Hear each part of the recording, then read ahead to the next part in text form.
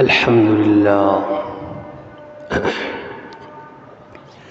الحمد لله نحمده ونستعينه ونستغفره ونؤمن به ونتوكل عليه ونعوذ بالله من شرور أنفسنا ومن سيئات أعمالنا من يهده الله فلا مضل له ومن يضلله فلا هادي له ونشهد أن لا إله إلا الله وحده لا شريك له ونشهد أن سيدنا ومولانا محمدا عبده ورسوله أرسله بالحق بشيرا ونذيرا وداعيا إلى الله بإذنه وسراجا منيرا أما بعد فأعوذ بالله من الشيطان الرجيم بسم الله الرحمن الرحيم قل إن كنتم تحبون الله فاتبعوني يحببكم الله ويغفر لكم ذنوبكم وقال الله تبارك وتعالى في موضع آخر وما أرسلنا من رسول إلا ليطاع بإذن الله ولو أنهم إذ ظلموا أنفسهم جاءوك فاستغفروا الله واستغفر لهم الرسول لوجدوا الله توابا رحيما وقال النبي صلى الله عليه وسلم المرء مع من أحب وقال عليه الصلاة والتسليم من أحبني فقد أطاعني صدق الله وصدق رسوله النبي الكريم الأمين ونحن على ذلك لمن الشاهدين والشاكرين والحمد لله رب العالمين. درود پاک پڑھ لیجیے. اللهم صل على سيدنا ومولانا محمد وعلى آل سيدنا ومولانا محمد وبارك وسلم وصل عليه. يا رب صل وسلم دائما أبدا على حبيبك خير الخلق كلهم هو الحبيب الذي ترجع شفاعته لكل حول من الأحوال مقتحم.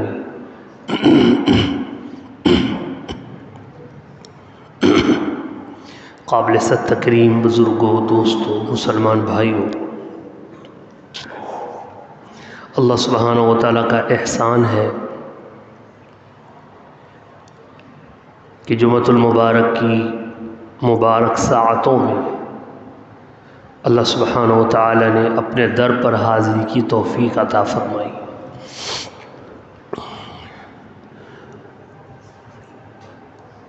زیادہ تو نہیں.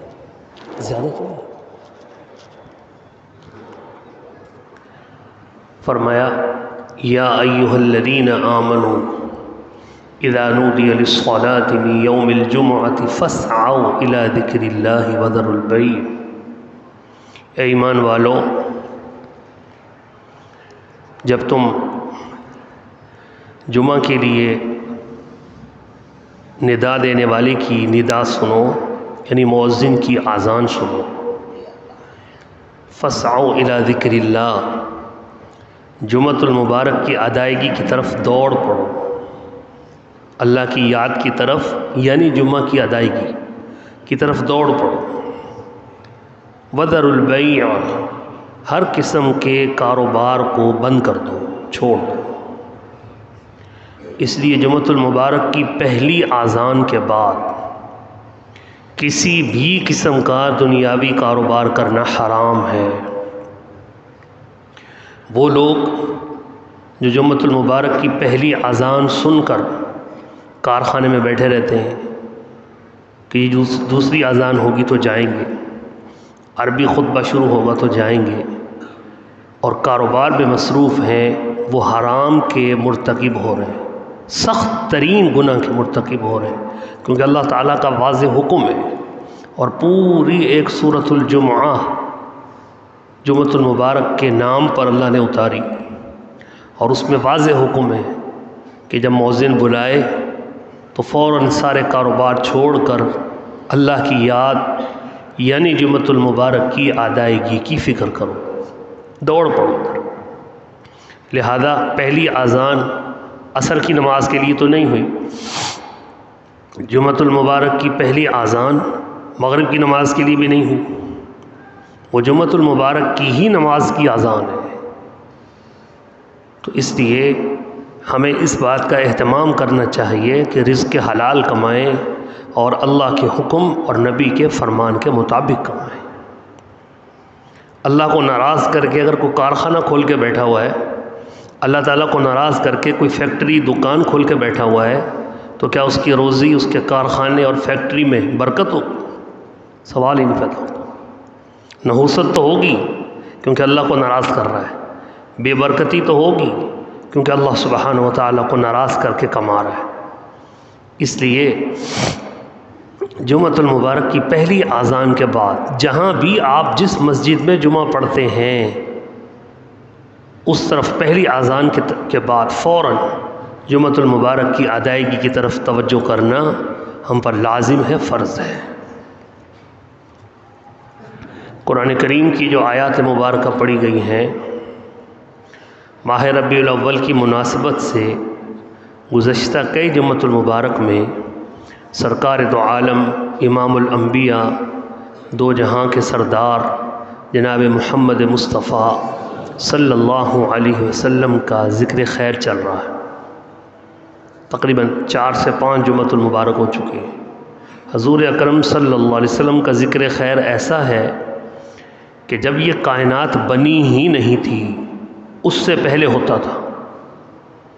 ابھی کائنات کا وجود تھا ہی نہیں، اور اس سے پہلے حضور صلی اللہ علیہ وسلم کا ذکر خیر موجود تھا۔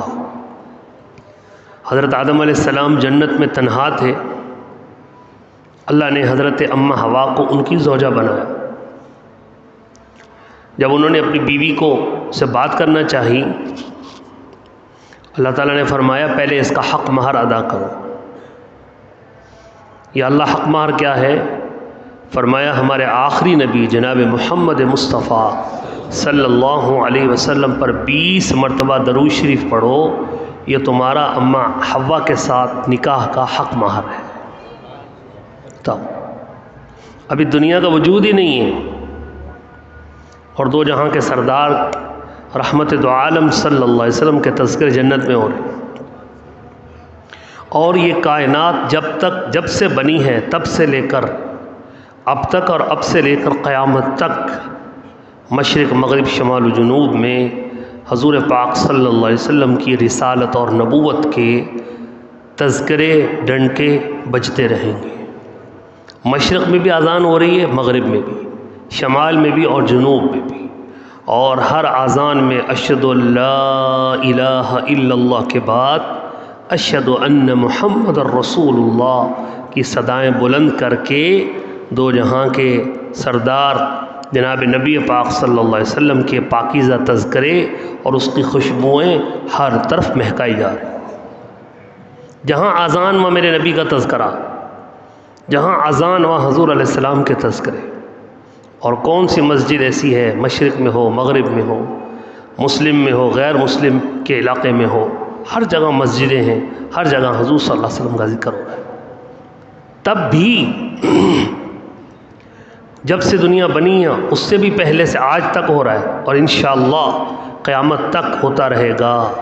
قبر میں بھی ہر مومن کی قبر میں حضور صلی اللہ علیہ وسلم کا ذکر خیر ہے، کہ جب مومن قبر میں جاتا ہے، آقا دو جہاں صلی اللہ علیہ وسلم نے فرمایا اس سے 3 سوال ہوتے ہیں، من ربک من نبیک ما دینک، تیرا رب کون ہے، تیرا نبی کون ہے، اور تیرا دین اسلام کیا ہے، تیرا دین کیا ہے۔ من ربک، وہ کہتا ہے ربی اللہ، میرا رب اللہ ہے سبحانہ و تعالی۔ من نبیک، تیرا نبی کون ہے، وہ کہتا ہے نبینا محمد صلی اللہ علیہ وسلم۔ ہر مومن کی قبر میں نبی علیہ السلام کے تذکرے کہ میرے نبی جناب محمد الرسول اللہ صلی اللہ علیہ وسلم ہے۔ ما دینک، تمہارا دین کیا ہے، دیننا دین الاسلام، ہمارا دین دین اسلام ہے۔ میدان محشر میں، جنت کا دروازہ سب سے پہلے دو جہاں کے سردار رحمت دو عالم جناب محمد مصطفیٰ صلی اللہ علیہ وسلم کے پاکیزہ نورانی مبارک ہاتھوں سے کھلوایا جائے گا۔ جنت کا افتتاح آپ کریں گے، آپ سے پہلے کوئی نبی، کوئی فرشتہ، کوئی جن، کوئی انسان جنت میں قدم ہی نہیں رکھ سکتا۔ کیا شان دی ہے اللہ نے، کیا شان اللہ نے عطا فرمائی۔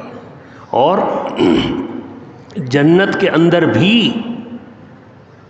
محفل حسن قرات ہوگی، یعنی قرآن کریم کی تلاوت کی محفل۔ حضور علیہ السلام نے فرمایا اس جنت کی محفل میں پہلے حضرت داؤد علیہ السلام زبور کی تلاوت کریں گے، وَآتَيْنَا دَاوُودَ زُبُورًا، وہ زبور کی تلاوت کریں گے۔ پھر ان کے بعد فرمایا میں یعنی جناب محمد مصطفیٰ صلی اللہ علیہ وآلہ وسلم اللہ کے قرآن کی تلاوت کریں گے، اور ساری جنت اور اہل جنت سن رہے ہوں گے۔ پھر اللہ سبحانہ و تعالی اپنی شایان شان رب رحمان خود سورہ رحمان کی تلاوت فرمائے گا۔ اللہ پاک اپنے حبیب کے صدقے ہمیں بھی وہ محفل نصیب فرمائے، وہ محفل اللہ پاک اپنے کرم سے ہم سب کو نصیب فرمائے۔ تو میں نے عرض کیا جب سے یہ دنیا بنی ہی نہیں تھی، اس کا وجود ہی نہیں تھا، میرے محبوب کے تذکرے عام تھے۔ یہ دنیا بنی تو جب سے ہے اب تک، اب سے قیامت تک حضور علیہ السلام کے تذکرے، پھر جنت میں بھی، قبر میں بھی۔ پھر بھی کوئی عالم، کوئی فقیہ، کوئی فرشتہ، کوئی شخص، کوئی شاعر، کوئی نعت خوان یہ دعویٰ نہیں کر سکتا کہ میں نے حضور صلی اللہ علیہ وسلم کی ساری سیرت کو بیان کر دیا ہے۔ جب اللہ کے محبوب صلی اللہ علیہ وسلم کی سیرت کو آج تک بیان نہیں کیا جا سکا، آج تک، تو جو آپ کے رب ہیں، مالک الملک ذوالجلال والاکرام ہیں، اللہ وحدہ لا شریک ہیں، ان کی حمد و ثنا، ان کی تعریف، ان کی تسبیح و تحمید و تقدیس بیان کرنے کا کوئی حق ادا کر سکتا ہے؟ کبھی بھی نہیں۔ بندہ خوش نصیب ہے جس کو اللہ کی تسبیح تقدیس اس کی زبان پر آنے کی اللہ توفیق دے دے، یا دو جہاں کے سردار کے تذکرے کرنے کی اللہ تعالیٰ توفیق عطا فرمائے، وہ خود خوش نصیب ہے۔ تو اس لیے میں نے عرض کیا کہ گزشتہ 3 4 5 جمعہ سے ہم تذکرے کر رہے ہیں نبی علیہ السلام کی شان، عظمت، قرآن سے، آپ کے فرمان سے، آپ کی گستاخی کرنے والے کی سزا قرآن سے، نبی علیہ السلام کے فرمان سے۔ ہر مومن کے دل میں آپ کی شان، آپ کی محبت، آپ کی عظمت۔ آج کی نشست میں قرآن کریم اور احادیث سے چند باتیں یہ کرنی ہیں کہ حضور صلی اللہ علیہ وسلم سے حقیقی محبت کا تقاضا کیا ہے۔ مومن تو ہر شخص، ہر مومن کو دعویٰ ہے، ہر عورت مومنہ کو دعویٰ ہے کہ مجھے حضور صلی اللہ علیہ وسلم سے محبت ہے، اور ہے بھی، ہم کسی کی محبت کو جھٹلا نہیں سکتے۔ لیکن میرے آقا صلی اللہ علیہ وسلم نے اور خود رب العالمین نے حضور صلی اللہ علیہ وسلم سے محبت کی کسوٹی کیا بتائی کہ محبت ہے، لیکن اس محبت کا انداز کیا ہے۔ شیخ سعدی نے، مولانا روم نے مثنوی روم میں لکھا ہے کہ ایک شخص گلی کے کونے میں کھڑا ہو کے ایک گزرنے والی خاتون سے کہہ رہا تھا کہ مجھے آپ سے بہت محبت ہے، مجھے آپ سے پیار ہے۔ تو اس عورت نے کہا کہ پیچھے میری بہن آ رہی ہے، وہ مجھ سے زیادہ خوبصورت ہے، تم اس سے پیار کر لو۔ تو اس نے مڑ کے یوں پیچھے دیکھا تو اس عورت نے اس کی گدی میں تھپڑ لگایا، ابھی تو تم کہہ رہے تھے کہ مجھ سے محبت ہے، اب پیچھے کیا دیکھ رہے ہو؟ ابھی تم نے دعویٰ کیا کہ مجھ سے محبت ہے، اور جب میں نے کہا کہ پیچھے اور مجھ سے حسین آ رہی ہے تو تم ادھر دیکھنے لگ گئے، تو مجھ سے محبت کا دعویٰ ایویں ہی تھا، جھوٹا تھا۔ میرے بھائیوں، اگر ہمارا یہ دعویٰ ہے کہ ہمیں ہمارے آقا رحمت دو عالم صلی اللہ علیہ وسلم سے سچی محبت ہے، تو پھر آپ کو چھوڑ کر، آپ کے در کو چھوڑ کر دوسری طرف جھانکنے کا کیا مطلب ہے؟ اگر واقعی محبت ہے تو پھر اس در کے علاوہ کوئی اور در نہیں ہے جہاں ہم پڑے۔ واقعی اگر محبت ہے تو آئیے اللہ کے قرآن سے دیکھتے ہیں۔ اللہ تعالیٰ اپنے قرآن میں فرماتے ہیں، سورہ آل عمران 4 رکوع شروع ہو رہا ہے، قل ان کنتم تحبون اللہ فاتبعونی یحببکم اللہ۔ اے محبوب، یہ جو یہود و نصارہ تھے نا، انہوں نے قرآن کریم میں انہوں نے دعویٰ کیا نحن ابناء اللہ و احباؤہ، ہم اللہ تعالیٰ کے خاص ہیں، بیٹے ہیں، ہمارے نبی اللہ کے بیٹے تھے، اور ہم اللہ سے بڑی محبت کرتے ہیں، اللہ ہم سے محبت کرتا ہے، ہم خاص ہیں اللہ کے، نحن ابناء اللہ و احباؤہ، ہم بہت خاص ہیں اللہ تعالیٰ کے، دعویٰ کیا۔ تو اللہ نے اس کا رد فرمایا کہ اگر واقعی تم خاص ہو تو پھر آؤ اس کسوٹی پر پورے اتر کے دکھاؤ۔ قل ان کنتم تحبون اللہ، اے محبوب آپ خود ان لوگوں سے کہہ دیں کہ تم اللہ کی محبت چاہتے ہو، یہ چاہتے ہو کہ اللہ تعالیٰ تم سے محبت کرے۔ تو ہر ایک شخص کا جواب تھا کہ جی ہاں ہم چاہتے ہیں کہ اللہ ہم سے محبت کرے۔ تو فرمایا میرا پیغام یہ ہے فاتبعونی، اے محبوب ان سے کہو میرا یعنی حضور صلی اللہ علیہ وسلم کا اتباع کریں، اپنی زندگی کو حضور کی زندگی پر ڈھال لیں۔ اگر واقعی اللہ سے محبت چاہتے ہیں تو محبت کے نعرے لگانے کی ضرورت نہیں ہے، فاتبعونی، اپنی زندگی کو آپ کے اسوہ حسنہ آپ کی اتباع میں ڈھال لیں۔ جب یہ آپ کی اتباع میں لگنے لگیں گے پھر کیا ہوگا؟ یحببکم اللہ، پہلے یہ اللہ کی محبت چاہتے تھے، اب آپ کے پیچھے لگنے سے اللہ ان سے محبت فرمائے گا۔ یحببکم اللہ، اللہ ان سے محبت کرے گا، ویغفر لکم ذنوبکم، اور ان کے گناہوں کو معاف کر دے گا۔ صرف محبت ہی نہیں کرے گا، تمہارے گناہوں کو بھی معاف کر دے گا۔ واللہ غفور الرحیم، اور اللہ تو ہے ہی بے حد بخشنے والا اور مہربان۔ میرے بھائیوں اگر واقعی محبت ہے تو میرے رب نے اپنے قرآن میں فرمایا سورۃ الاحزاب پارہ نمبر 21 کا آخری رکو، لقد کان لکم فی رسول اللہ اسوۃ حسنہ، اے انسانوں تمہارے درمیان اللہ کے رسول اور آج کے دور میں اللہ کے رسول کی سیرت، صورت، سنت پوری طرح واضح طور پہ موجود ہے۔ یہ اسوہ حسنہ ہے تمہارے لیے۔ اسوہ حسنہ کا مطلب یہ ہوتا ہے تمہارے لیے اپنے آپ کو ٹھیک کرنے کے لیے سرکار دو عالم صلی اللہ علیہ وسلم کی پاک ذات آئینہ ہے۔ اپنے آپ کو ٹھیک کرنا ہے تو سرکار دو عالم صلی اللہ علیہ وسلم کے پاس آؤ، یہ اصل محبت ہے۔ اگر یہ نہیں ہے تو محبت کے دعوے جھوٹے ہیں، یہ نہیں ہے تو محبت کے صرف دعوے، خالی خالی دعوے نہیں چاہیے، اللہ کے ہاں دعوے نہیں چلتے۔ منافق آتے تھے، کیا کہتے تھے؟ قرآن کریم سورۃ المنافقون، اذا جاءک المنافقون، اے محبوب جب منافق آپ کے پاس آتے ہیں، قالوا، آتے ہی دعویٰ کرتے ہیں، قالوا نشہد انک لرسول اللہ، ہم گواہی دیتے ہیں آپ اللہ کے رسول ہیں۔ آتے ہی کہتے تھے اذا جاءک المنافقون قالوا نشہد انک لرسول اللہ، آتے ہیں منافق آپ کے پاس اور آتے ہی کہتے ہیں ہم گواہی دیتے ہیں نشہد انک لرسول اللہ، آپ اللہ کے رسول ہیں۔ اور فرمایا واللہ یعلم انک لرسول، اللہ بھی جانتا ہے کہ آپ اس کے رسول ہیں۔ واللہ یشہد ان المنافقین لکاذبون، لیکن اللہ گواہی دیتا ہے کہ یہ منافق جھوٹ بول رہے ہیں، جو ان کی زبانوں پر ہے وہ ان کے دلوں میں اور ان کے عمل میں نہیں ہے۔ زبان سے کہہ رہے ہیں لیکن ان کے عمل میں کچھ نہیں ہے، اندر سے بغض بھرا ہوا ہے، ان کے دلوں میں آپ کے خلاف پروگرام چل رہے ہیں، اور زبان سے آگے کہتے ہیں نشہد انک لرسول اللہ، ہم گواہی دیتے ہیں آپ اللہ کے رسول ہیں۔ میرے بھائیوں ہم اپنے ایمان کو ٹٹولیں، ہمارا ایمان یہ والا تو نہیں بن گیا کہ گواہی تو سب دیتے ہیں کہ اللہ وحدہ لا شریک ہے اور جناب رسول اللہ صلی اللہ علیہ وسلم اللہ کے آخری رسول ہیں، عمل کیا ہے؟ عمل کیا ہے؟ ایک منٹ کے لیے غور کر لیں کہ ہماری زندگی کے 24 گھنٹے کیا ان میں حضور صلی اللہ علیہ وسلم کی محبت کی کچھ جھلک ہے؟ چند ایک مثالیں، پانی پینے کی سنتیں، چھوٹی چھوٹی مثالوں سے سمجھانا آسان ہے، سمجھنا آسان ہے۔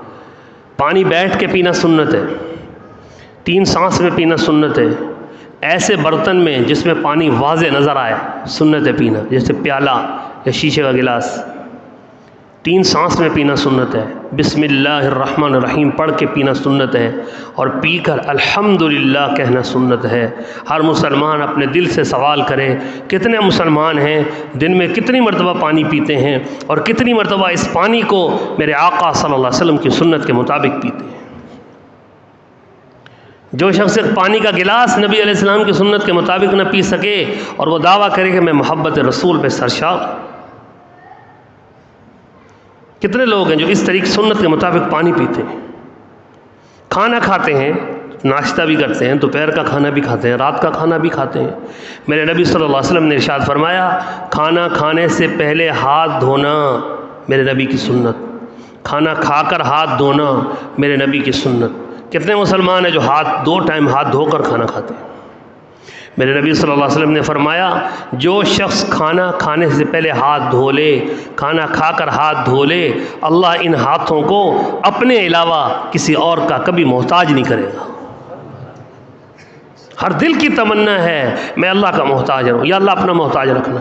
بڑے بوڑھوں کو اکثر کہتے ہوئے سنتے ہیں یا اللہ بس اپنا محتاج رکھنا، کسی اور کا محتاج نہیں کرنا، کسی اور کا محتاج بننے سے پہلے اٹھا لینا، یہ ساری باتیں کہہ رہے ہوتے ہیں۔ میرے رب نے فرمایا، میرے رسول نے، جو کھانے سے پہلے کھانے کے بعد دونوں ہاتھ دھو لے اللہ ان ہاتھوں کو کسی اور کا محتاج ہونے ہی نہیں دے۔ کتنے مسلمان ہیں؟ فرمایا میرے رسول صلی اللہ علیہ وسلم نے بیٹھ کر کھانا کھانا سنت ہے، فرش پہ بیٹھ کے کھانا سنت، کرسی پہ بیٹھ کے کھانا جائز، اور کھڑے ہو کے کھانا کھانا سنت کے خلاف یہود و نصارہ اور شیطان کا طریقہ اور جانوروں کا طریقہ۔ گدھا، گائے، بھینس، اونٹ، بکری یہ کھڑے ہو کے کھاتے ہیں۔ دیکھ لیجئے گائے بکری ان کو آپ چارہ ڈالتے ہیں تو کب بٹھا کے چارہ ڈالتے ہیں؟ بیٹھا بھی ہو تو کھڑا کر دیتے ہیں کہ کھڑا ہو، اس کو مار کے کچھ نہ کچھ ٹھوکر کھڑا کر دیتے ہیں، پھر اس کے سامنے چارہ ڈالتے ہیں، پھر اس کے سامنے پانی ڈالتے ہیں کہ پانی پی۔ نبی علیہ السلام کی سنت ہے کہ بیٹھ کے کھانا کھائے۔ ذرا اپنے شادی حال اور اپنے پروگراموں پر ایک نظر مار لیں، کتنے مسلمان ہیں جو بیٹھ کے سنت کے مطابق فرش پر یا کرسی پر کھانا کھاتے ہیں، اور کتنے جانوروں کی طرح کھڑے ہو کر کھانا کھا رہے ہیں۔ یہ سب دعوے دار ہیں ہمیں محبت ہے اللہ کے رسول سے، سب دعوے دار ہمیں محبت ہے۔ یہ سب کہتے ہیں ہم تو ہمارا سب کچھ قربان ہے، بے شک قربان ہے، ہم کیا ہیں؟ ساری کائنات اللہ کے رسول کی مبارک نالین پر قربان ہو جائے تب بھی کوئی قیمت ادا نہیں ہو سکتی۔ کتنے لوگ ہیں پلیٹ ہاتھ میں روٹی ہے، ہاتھ میں بریانی کی پلیٹ ہے، ہاتھ میں مرغی کی ٹانگ ہے، ادھر جا رہا ہے کھانا کھا رہا ہے، کھڑے ہو کے جانور کی طرح کھانا کھا رہا ہے۔ میرے نبی کا طریقہ بیٹھ کے کھانا کھانا ہے، فرش پر یا چارپائی یا کرسی پر بھی ثابت ہے، جائز ہے۔ زیادہ عاجزی اور سنت کے قریب بیٹھ فرش پہ کھانا کھانا ہے۔ کتنے لوگ ہیں اس سنت کو پورا کرتے ہیں؟ میرے نبی صلی اللہ علیہ وسلم کو اللہ نے فرمایا تمام رسول یا ایھا الرسل کلوا من الطیبات، پاک اور حلال مال کھاؤ، وَاعْمَلُوا صَالِحًا، جب حلال مال کھاؤ گے تو تمہارے جسم سے اعمال صالحہ خود بخود نکلیں گے۔ مفہوم آیت، یا ایھا الرسل کلوا من الطیبات، اے رسولو آدم سے لے کر جناب محمد الرسول اللہ صلی اللہ علیہ وسلم تک اللہ فرما رہا ہے کہ یا ایھا الرسل کلوا من الطیبات، پاکیزہ مال کھاؤ، حلال مال، وَاعْمَلُوا صَالِحًا، جب حلال مال کھاؤ گے تمہارے جسم سے نیک اعمال خود نکلے، خود دل چاہے گا نماز پڑھنے کو، خود دل چاہے گا تہجد میں اٹھنے کو، خود دل چاہے گا قرآن کریم کھول کے تلاوت کرنے کو، خود دل چاہے گا زندگی کو پاک بنانے کو۔ حلال مال کھاؤ۔ مال حرام کب ہوتا ہے؟ جب کاروبار اور تجارت میں جھوٹ بولا جائے۔ کتنے تاجر، کارخانے دار، دکاندار، ٹھیلے والے، بیچنے والے، فیکٹری والے کتنے ہیں جو جھوٹ نہیں بولتے ہیں؟ یہ سارے عاشق رسول کتنے ہیں جھوٹ نہیں بولتے، اور سب کا دعویٰ عاشق رسول ہے۔ میرے نبی صلی اللہ علیہ وسلم نے ارشاد فرمایا جھوٹا ہونے کی بڑی نشانی، بڑی علامت، بات کرے اور قسم کھائے، بات کرے اور قسم کھائے۔ کتنے لوگ ہیں دن میں کاروبار مال بیچنے کے لیے جھوٹی قسمیں نہیں کھاتے؟ اللہ کی قسمیں، قرآن کی قسم، اللہ کی قسمیں کھا کھا کر مال نہیں بیچتے۔ قرآن کریم میں اللہ نے فرمایا منافق ثم جاؤک یحلفون باللہ، اے محبوب یہ منافق جب آپ کے پاس آتے ہیں تو آگے کہتے ہیں اللہ کی قسم ہم ٹھیک ہیں، اللہ کی قسم ہم صحیح کہہ رہے ہیں، اللہ کی قسم یہ چیز صحیح ہے، اللہ کی قسم یہ بات. ثم جاؤک یحلفون باللہ، آپ کے پاس منافق آتے ہیں اور آ کے قسموں پر قسمیں کھاتے ہیں. کتنے مسلمان ہیں سارا دن جھوٹی قسمیں کھاتے ہیں؟ سوچیں. میرے نبی نے فرمایا من غشانا فلیس منا، جس نے دھوکہ دیا وہ ہمارا نہیں ہے. کیا مطلب ہمارا نہیں ہے؟ تو کسی اور شیطان کے پنجے میں. کتنے لوگ ہیں جو مال بیچنے میں دھوکہ دیتے ہیں. سنت کے مطابق داڑھی بھی رکھی ہوئی، نماز پڑھ کے یہاں پیشانی ساری کالی ہو گئی اور لگتا ہے بڑے حاجی صاحب ہیں، بڑے نیک ہیں. یہ تو بہت نیک ہے. یہ ڈبل گناہ گار ہے. ایک آدمی جس کا خلیہ دینی نہیں ہے اس کے فریب میں آنا ذرا مشکل ہے. ایک آدمی نے اپنا پورا سیٹ اپ سنت کے مطابق دین بنا رکھا ہے اور پھر جھوٹی قسمیں کھا رہا ہے، پھر دھوکہ دے رہا ہے، پھر فراڈ کر رہا ہے. یہ نبی کی سنت کا الٹا مذاق بنا رہا ہے. الٹا مذاق بنا رہا ہے کہ دین کا گیٹ اپ بنا کے لوگوں کو دھوکہ دے رہا ہے. من غشانا فلیس منا، دھوکے دار ہمارا نہیں ہے.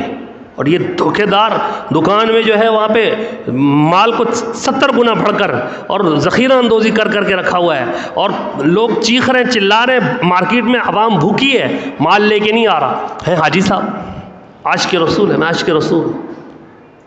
ذرا سا آپ نے ان کو سمجھانے کی کوشش کی، آپ پر فتویٰ لگا دے گا آپ گستاخ رسول. کوڑی کے دام میں فتوے بکتے ہیں، فتویٰ لگا دے گا آپ عاشق رسول. یہ عاشق ہے کہ چہرے پر سنت رسول بھی ہے، ٹوپی بھی ہے، نمازیں پڑھ کے پیشانی بھی کالی ہو گئی، اور کاروبار اور کارخانے اور فیکٹری میں کھڑا ہے، جھوٹی قسمیں کھا رہا ہے، دھوکہ دے رہا ہے. پتہ ہے مال 2 نمبر ہے، 3 نمبر ہے، اس مال میں نقص ہے، اس مال کو 1 نمبر بتا کے بیچ رہا ہے. 1 نمبر بتا کے بیچ رہا ہے. بالکل صحیح ہے صاحب، بالکل صحیح. اور دکان پہ لکھ رکھا ہے، بڑا بڑا کارخانے اور دکان پہ، خریدا ہوا مال واپس یا تبدیل نہیں ہوگا. واہ عاشق رسول، لکھ کے لگایا ہوا دکان، خریدا ہوا مال واپس یا تبدیل نہیں ہوگا. ادھر دھوکہ دے رہا ہے، جھوٹ بول رہا ہے، جھوٹی قسمیں کھا رہا ہے اور مال بیچ رہا ہے، دھوکہ دے کے اس کو بھیج رہا ہے اور پیسے گلے میں ڈال کے سمجھ رہا ہے میں نے کامیابی سمیٹی ہے. جیسے ہی اذان ہوئی تو دکان پہ لگا دیا وقفہ برائے نماز. یہ جو آپ نے وقفہ برائے نماز لگایا نا، اس بورڈ کو دل چاہتا ہے چوم بھی لوں اور آنکھوں سے بھی لگاؤں. اتنا مبارک بورڈ ہے. ہم اس بورڈ کی تصدیق نہیں کر رہے ہیں، یہ تو اچھی بات ہے، لیکن اس کا ایک طرف آپ کا یہ حال اور دوسری طرف آپ کا 2 منہ والے سانپ کی طرح سے ڈس رہے ہیں. یعلم خائنۃ الاعین وما تخفی الصدور، تمہاری آنکھیں کون سی خیانت کرتی ہیں، تمہارے دلوں میں کون سے گناہ چھپے ہوئے ہیں، اللہ سب جانتا ہے. 1 نمبر مال، 2 نمبر 3 نمبر مال، جھوٹا وہ جھوٹ بول کے جھوٹی قسمیں کھا کے بول رہا یار دیکھنے میں حاجی صاحب لگ رہا ہے. یہاں پہ قاری صاحب کھڑے تھے، میں تھا، ہمارے مسجد کے ساتھی ندیم بھائی اور 5-6 ساتھی. مچھلی بیچنے والا آتا ہے بیچارہ مزدور، کماڑی سے شیر شاہ سے سائیکل پہ پیڈل مارتا ہوا سائیکل پہ، وہ کھڑا رو رہا تھا. کیا ہوا؟ 5000 دکھا رہا تھا کہ صاحب ایک آدمی آیا مچھلی لینے، اس نے کہا 3 کلو مچھلی دے دو. یہاں مسجد کے گیٹ کے آگے 3 کلو مچھلی، میں نے کہا 300 روپے کلو. اس نے 5000 روپے دیا. میں نے کہا چلو یار کم بھی نہیں کرا رہا. 900 روپے میں نے رکھ کے اس کو 4100 روپے واپس دے دی. اب یہ نوٹ لے کے کہیں گیا ہوں کھلا کرانے، دکاندار کرے تو جیلی نوٹ، یہ تو جیلی نوٹ ہے. 4-5 آدمی گواہ مسجد کے گیٹ کے آگے، میں کھڑا ہوں، قاری صاحب کھڑے ہیں، ندیم بھائی کھڑے ہیں اور ساتھی کھڑے ہیں ہمارے نمازی. وہ مزدور غریب جو کماڑی اور شیر شاہ سے سائیکل پہ پیدل آ رہا ہے، اس کو 5000 کا جیلی نوٹ پکڑا کے چلا گیا اور سمجھ رہا ہوگا میں نے کوئی کام کیا. اور ابھی آپ ریلی نکالیں، جلوس نکالیں، سب سے آگے ہوگا میں کہ گستاخ رسول کی ایک ہی سزا سرطن سے نعرے لگانے میں سب سے آگے ہوگا. ایک طرف یہ حال ہے، 5000 اس غریب مزدور کو لوٹ کے چلا گیا، اس کو 5000 کا جیلی نوٹ پکڑا کے چلا گیا. مچھلی بھی لے گیا 3 کلو اور پیسے بھی اس کو لے کے چلا گیا. اس کو پتہ نہیں ہے اللہ وحدہ لا شریک کی قسم، یہ اپنے پیٹ میں مچھلی نہیں ڈال رہا، جہنم کی آگ ڈال رہا ہے. یہ اپنے پیٹ میں جہنم کی آگ ڈال رہا ہے، دھوکے باز، عیار، مکار، فراڈیا، اور کہتا ہے میں عاشق رسول ہوں، اپنے آپ کو عاشق رسول کہتا ہے۔ قل ان کنتم تحبون اللہ فاتبعونی، اے محبوب ان سے کہیے اگر واقعی عاشق رسول ہو تو مجھ محبوب اللہ کی محبت چاہتے ہو، فاتبعونی، مجھ محبوب کی اتباع پر اپنی زندگی کو لاؤ، میری اتباع پر آؤ۔ کتنے لوگ ہیں، میرے نبی نے فرمایا الصلاۃ قرۃ عینی، نماز میری آنکھوں کی ٹھنڈک ہے۔ کتنے لوگ ہیں 5 وقت نماز پڑھنے والے؟ بے نمازی پیران پیر سیدنا شیخ عبد القادر جیلانی محبوب سبحانی نور اللہ مرقدہ فرماتے ہیں کتے کا جوٹا اتنا منحوس نہیں ہے جتنا بے نمازی کا جوٹا ہے۔ حیرت کی بات ہے، ان کے نام کی 11ویں تو ہم کھا لیتے ہیں، ان کے نام کی نیازیں بھی کھا لیتے ہیں، ان کی تعلیمات کو فراموش کر دیتے ہیں، اور ہم عاشق رسول ہیں۔ حیرت کی بات، کتنے لوگ ہیں جو نماز پڑھنے والے ہیں؟ انہوں نے فرمایا کتے کا جھوٹا اتنا منحوس ناپاک نہیں ہے جتنا بے نمازی کا جھوٹا ہے۔ بتاؤ، میرے آقا صلی اللہ علیہ وسلم نے فرمایا بین الاسلام والکفر الصلاۃ، اسلام اور کفر کے درمیان فرق کرنے والی چیز نماز ہے۔ اسلام اور کفر کے درمیان فرق کرنے والی چیز نماز ہے۔ بتاؤ کتنے مسلمان ہیں جو 5 وقت کے نمازی ہیں؟ آپ اپنے دعوے پہ بخشے جائیں گے، میں عاشق رسول ہوں، اللہ کو بیوقوف بنا لیں گے، توبہ نعوذ باللہ، اللہ تعالیٰ کو دھوکہ دے لیں گے کہ جی میں تو عاشق رسول ہوں۔ آپ کی اتباع رسول صلی اللہ علیہ وسلم، آپ کا نبی علیہ السلام کی سنت کو اپنانا، یہ بتائے گا آپ کتنے عاشق رسول ہیں۔ نبی پاک صلی اللہ علیہ وسلم تشریف فرما ہے، ایک صحابی آئے، انہوں نے لال رنگ کی چادر اوڑھی ہوئی، ہلکی لال رنگ کی۔ میرے آقا صلی اللہ علیہ وسلم نے جیسے ان کو دیکھا فرمایا یہ کیا اوڑھ رکھا ہے، ناگواری کا اظہار کیا، فوراً واپس پلٹے، گھر میں گئے تو گھر میں چولہا جل رہا تھا، تندور، اپنی چادر اتاری اور تندور کے اندر پھینک دی کہ میرے رسول صلی اللہ علیہ وسلم کو ناگوار ہے، مجھے اس چادر کی ضرورت نہیں۔ اگلے دن اللہ کے نبی صلی اللہ علیہ وسلم نے فرمایا بھائی کسی خاتون کو دے دیتے، عورت کے لیے تو جائز ہے لال کلر پہننا، لیکن انہوں نے بزبان حال کہا یا رسول اللہ میں نے آپ کے چہرہ انور سے اس چادر کے بارے میں ناگواری محسوس کی، تو بس پھر میرے دل نے سوائے تندور میں ڈالنے کے کسی اور چیز کو قبول نہیں کیا، کسی اور چیز کو قبول نہیں کیا۔ کتنے لوگ ہیں صبح اٹھ کر دو جہاں کے سردار امام الانبیاء جناب محمد الرسول اللہ صلی اللہ علیہ وآلہ وسلم، میں اور میرے ماں باپ، میرا سب کچھ آپ پر قربان، آپ کی داڑھی سنت رسول پر بلیڈ چلاتے ہیں، اس کو واش روم کے گندے پانی اور گٹر میں بہاتے ہیں، بیسن کے گندے پانی میں بہاتے ہیں، اس کو صبح اٹھ کر روزانہ تازی شیو کرتے ہیں۔ تازی یہ مولانا نے سنت کیوں رکھی ہوئی ہے بھائی؟ مولانا یا علماء نے یا نیک لوگوں کی داڑھی کیوں ہے؟ اس سے کیا کاروبار اچھا چلتا ہے؟ اس سے کچھ ڈالر ملتے ہیں، پیسے ملتے ہیں؟ کیوں رکھی ہوئی؟ اس سے صحت اچھی رہتی ہے۔ میرے بھائیوں اس لیے رکھی ہوئی ہے کہ یہ دو جہاں کے سردار جناب محمد مصطفیٰ صلی اللہ علیہ وسلم کی سنت ہے، آپ کی سنت ہے۔ کتنے مسلمان ہیں صبح اٹھ کے روزانہ بلیڈ، مگر پکا ان کا عشق رسول ایسا لوہے کا بنا ہوا ہے اس کو کوئی فرق نہیں پڑا، عاشق رسول ہے، روزانہ سنت کو ذبح، روزانہ سنت کو ذبح۔ صرف یہی نہیں، سنت کا مذاق بھی بناتے ہیں، داڑھی والوں کا مذاق بھی بناتے ہیں۔ سنت کا مذاق اڑانے والا کافر، ممبر رسول پہ بیٹھ کے ذمہ داری سے کہہ رہا ہوں، سنت پر عمل نہ کرنے والا کافر نہیں ہے، گناہ گار ہے۔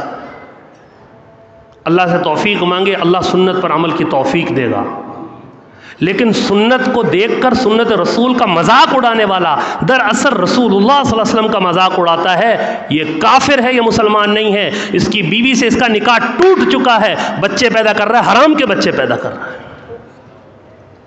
سنت کا مذاق اڑانے والا، سنت کا مذاق اڑا کے پھر میں عاشق رسول ہوں، یہ عشق رسول ہے، یہ عشق رسول ہے۔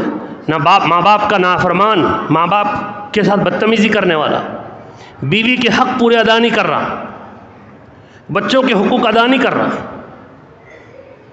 بڑوں کے ساتھ تمیز سے بات نہیں کرتا، کاروبار میں جھوٹ بولتا ہے، جھوٹی قسمیں کھاتا ہے، حرام حلال کی تمیز نہیں کرتا، یہ ایک عاشق ہے؟ یہ عاشق ہے تو شیطان کون ہے پھر؟ یہ عاشق ہے؟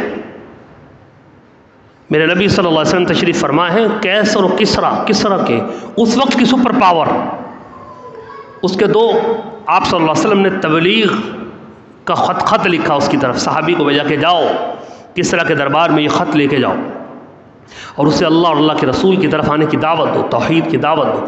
وہ سپر پاور کی گھمنڈ میں اس کے پاس جب خط پہنچا تو اس نے کہا میرے پاس سے خط آیا۔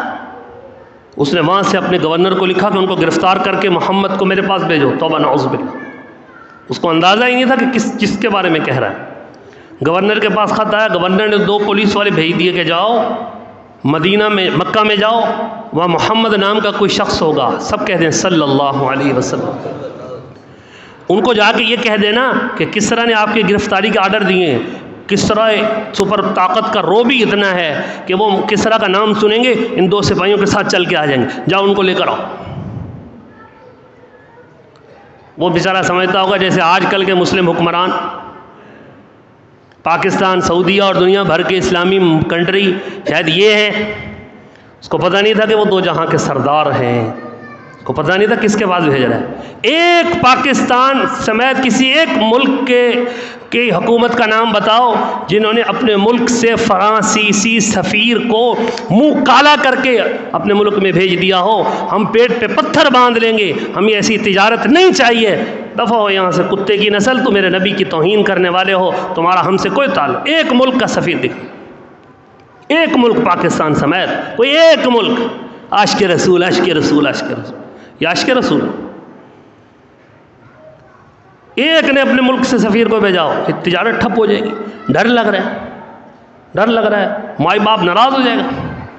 لیکن وہ 2 جہاں کے سردار تھے، وہ رحمت دو عالم تھے، وہ جب باہر نکلتے تھے میدان میں تو کہتے تھے انا النبی لا کذب انا ابن عبد المطلب، اے لوگو میں محمد اللہ کا رسول ہوں، اس میں کوئی جھوٹ نہیں ہے، میں عبد المطلب یعنی مکہ کے سردار کا بیٹا ہوں۔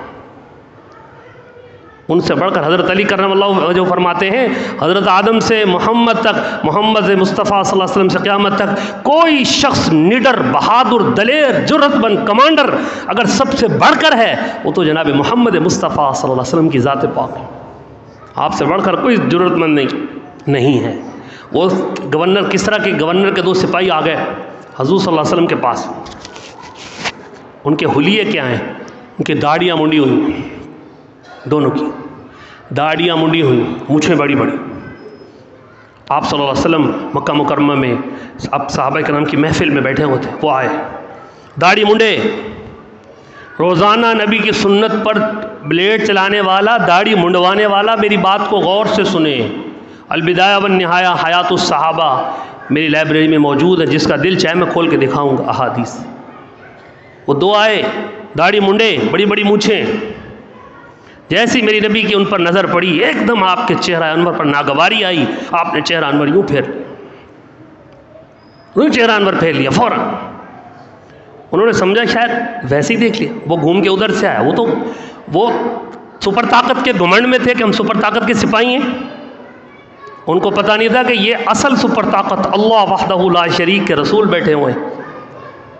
وہ گھوم کے ادھر سے آئے، میرے نبی کی طرف دیکھا، میرے نبی صلی اللہ علیہ وسلم نے ان کے چہرے پر نظر پڑی، پھر ناگواری کے ساتھ آپ نے چہرہ انور دوسری طرف کر لیا۔ وہ ادھر سے آئیں تو میرے نبی چہرہ انور ادھر کر لیں، وہ ادھر سے آئیں تو میرے نبی چہرہ انور ادھر کر لیں، ان کی طرف دیکھنا گوارا نہیں کیا۔ حالانکہ مسئلے کے اعتبار سے مجھے اور آپ کو پتہ ہے، تو 2 جہاں کے سردار کو نہیں پتہ ہوگا کہ وہ کافر تھے، ان پر داڑھی رکھنا نہ فرض تھا، نہ واجب تھا، نہ سنت تھا، نہ مستحب تھا، کچھ بھی نہیں تھا، یہ تو اسلام مسلمان کے لیے ہے۔ لیکن داڑھی منڈا چہرہ میرے نبی صلی اللہ علیہ وسلم کو اتنا برا لگا کہ آپ نے فوراً سے اپنا چہرہ انور پھیر لیا، فوراً، اور چہرہ انور پھیر کے جب حضرت علی کرم اللہ وجہہ کے پاس گئے کہ ہم تو ان کو پکڑنے آئے، بھائی ہمیں تو کسرا نے بھیجا ہے، یہ صاحب آپ کی ہماری طرف دیکھ ہی نہیں رہے، تو آپ صلی اللہ علیہ وسلم نے ان کی طرف دیکھے بغیر فرمایا ویلک، تم ہلاک ہو جاؤ، کہ تم نے چہرے کیسے بنا رکھے، چہرے کیسے بنا رکھے؟ تو انہوں نے کہا کہ جی ہمیں ہمارے رب کس طرح نے کہا ہے کہ یہ چہرے بنائیں، داڑھی روزانہ منڈوائیں، مونچھیں رکھیں۔ میرے آقا صلی اللہ علیہ وسلم نے فرمایا میرا رب کون ہے؟ زور سے، اللہ ہے۔ میرے رب اللہ وحدہ لا شریک نے مجھے حکم دیا ہے، صحیح بخاری شریف میرے ڈیسک پہ رکھی ہوئی ہے، صحیح بخاری شریف سے پڑھ رہا ہوں، میرے رب نے مجھے حکم دیا ہے کہ میں داڑھی کو بڑھاؤں اور مونچھوں کو کٹاؤں۔ بخاری شریف سے۔ اگر بخاری شریف بھی کسی کی عقل میں نہیں آتی تو میرے بھائی اس کو کیسے سمجھایا جائے؟ کوئی فارمولہ آپ بتا دیں، اس فارمولے کے تحت ہم سمجھا لیں، کیسے سمجھائیں اس کو؟ اصح الکتاب بعد کتاب اللہ، اللہ کے قرآن کے بعد سب سے مقدس کتاب صحیح بخاری شریف۔ حضرت عبداللہ ابن عمر رضی اللہ عنہ فرماتے ہیں کہ حضور اکرم صلی اللہ علیہ وسلم نے ارشاد فرمایا داڑھی کو بڑھاؤ، مونچھوں کو کٹاؤ۔ میرے نبی نے اس چہرے کو جس پر داڑھی رکھنا فرض، واجب، سنت، مستحب کچھ نہیں تھا، لیکن داڑھی منڈا چہرہ آپ صلی اللہ علیہ وسلم کو برا لگا۔ میرے بھائیوں، میرے نوجوان دوستوں، بھائیوں، بیٹوں کی جگہ پر آپ سے مخاطب ہو کے کہتا ہوں، آپ نے تو کلمہ لا الہ الا اللہ محمد الرسول اللہ پڑھا ہے، آپ تو عاشق رسول ہونے کے دعوے دار ہو، اگر آپ کے چہرہ انور پر بالفرض میرے نبی کی نظر پڑ جائے تو آپ صلی اللہ علیہ وسلم کو کتنی تکلیف ہو، کیونکہ آپ تو مسلمان ہو، آپ پر داڑھی رکھنا سنت موقدہ علی الواجب ہے۔ اللہ وحدہ لا شریک کی قسم، رب محمد کی قسم کھا کے کہہ رہا ہوں کہ ہم نے جو داڑھی رکھی ہے اس لیے نہیں رکھی کہ جی بس ہم نے داڑھی رکھنی ہے، اس لیے رکھی ہے کہ دو جہاں کے سردار کی سنت ہے۔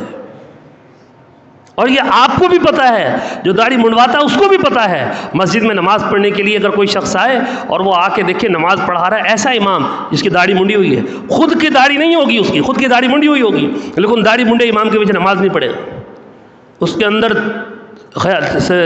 ایک سلسلہ چل پڑے گا، یار یہ امام کیسا کھڑا ہو، اس امام کے پیچھے نماز ہو رہی ہے کہ نہیں ہو رہی؟ یہ تو اس کی تو داڑھی منڈی ہوئی۔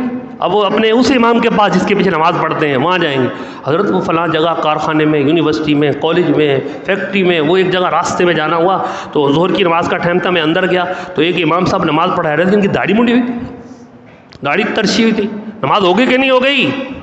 یہ وہ پوچھ رہا ہے جس کی اپنی داڑھی نہیں ہے، معلوم ہوا جانتا یہ بھی ہے کہ میرے محبوب صلی اللہ علیہ وسلم کی سنت کیا ہے۔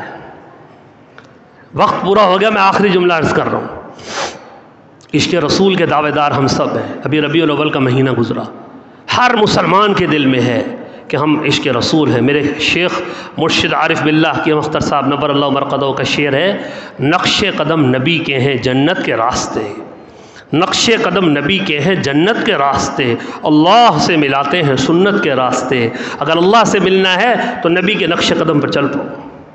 فرانس جیسے تمام گستاخوں کو ایک مسلمان بہترین جواب دے سکتا ہے نبی کی سیرت کو اپنا کر۔ یہ تو ہم روزانہ کہتے ہیں کہ جی یہودیوں کی سازش ہے، یہ جو سازشیں ہو رہی ہیں، فرانس گستاخی کر رہا ہے، یہودیوں کی سازش ہے، یہ ہو رہا ہے، میں بھی مانتا ہوں یہودیوں کی سازش ہے۔ روزانہ آپ کا نبی کی سنت کو مونڈنا یہ بھی یہودیوں کی سازش ہے، روزانہ نماز کو چھوڑنا یہ یہودیوں کی سازش ہے، روزانہ کام میں کاروبار میں گالی دینا، جھوٹے وعدے کرنا، جھوٹ بولنا، یہ دھوکہ دینا یہ یہودیوں کی سازش ہے، ماں باپ کی نافرمانی کرنا، نماز نہ پڑھنا، زکوٰۃ فرض نہ دینا، حج فرض نہ کرنا یہ یہودیوں کی سازش ہے۔ کب تک یہودیوں کے اوپر اپنی ساری ذمہ داری ڈال کے اپنے آپ کو جان بچاتے رہو گے؟ ایک دن اللہ کی عدالت میں بھی پیش ہونا ہے، پھر پتہ چلے گا تم کتنے سچے اور کتنے جھوٹے۔ گستاخان رسول کا سب سے بہترین توڑ، اللہ کی قسم، گستاخان رسول کے لیے سب سے بہترین جواب کیا ہے؟ نبی کا ہر امتی نبی کی سیرت اور صورت کو اپنانے والا بن جائے اور ان کو پیغام دے، بدبختو تم جن کا مذاق اڑا رہے ہو، ہم تو ان کی ایک ایک سنت پر اپنی زندگی قربان کرنے کے لیے تیار بیٹھے ہیں۔ یہ ہے اصل عشق رسول۔ اللہ تعالیٰ مجھے اور آپ کو عمل کی توفیق نصیب فرمائے۔ وآخر دعوانا الحمد للہ۔